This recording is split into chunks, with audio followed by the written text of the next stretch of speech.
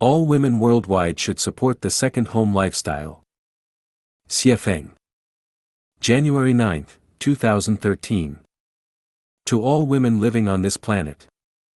Are you aware of the Convention on the Political Rights of Women, which came into force on July 7, 1954? Or the Convention on the Elimination of All Forms of Discrimination Against Women signed during the Second World Conference on Women in Copenhagen in 1980? How are women faring worldwide today? And how is your life? Let us reflect on some remarks made by United Nations Secretary-General Ban Ki-moon. On International Women's Day, March 8, 2007, he said. However, turning consensus into universal practice remains a long way off. In almost all countries, women remain underrepresented in decision-making positions.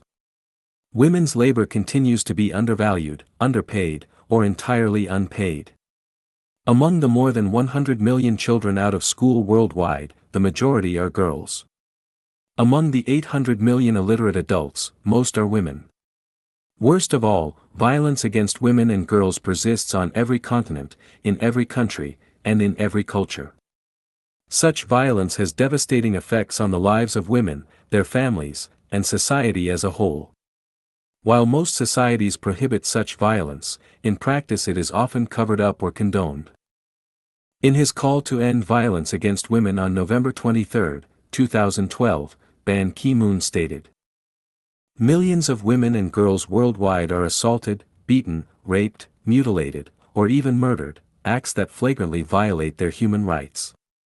It is all too common for perpetrators to go unpunished. A culture of impunity silences women and girls, leaving them too afraid to speak out." How does this make you feel? How are you living right now? If you find yourself living without dignity, still suffering oppression and abuse physically, emotionally, and spiritually, wouldn't you want to change that? Can you simply wait for the United Nations to create a better life for you, or must you take action yourself? You must make an effort. How? By supporting the second home lifestyle of Lifechanyuan. In the second home, heaven and earth are reversed, and female celestials are honored.